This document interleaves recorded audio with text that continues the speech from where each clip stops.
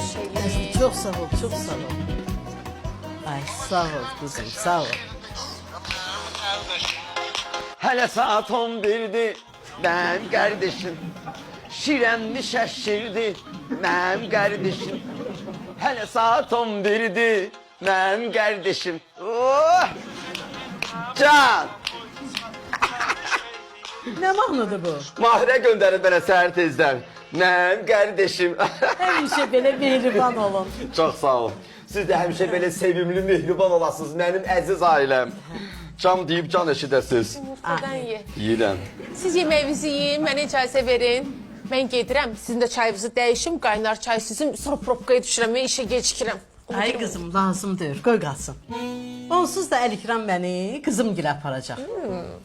Səni də yol üstü düşürdərik.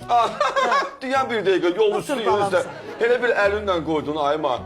Səbi Şam dişi şəhərin o başında, Mahirənin evi şəhərin bu biri başında.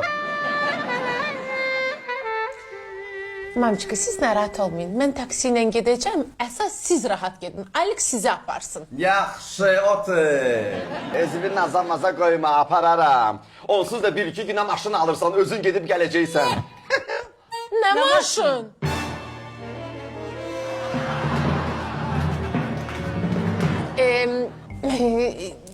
Tahirə xan, mən sizə deyəcəkdim, amma mənə qabaqcadan demək düşmür deyə. Ona görə demədim ki, sizə sürpriz olsun. Bu evdə bir şey alınanda, ay gəlin. Sürpriz yox.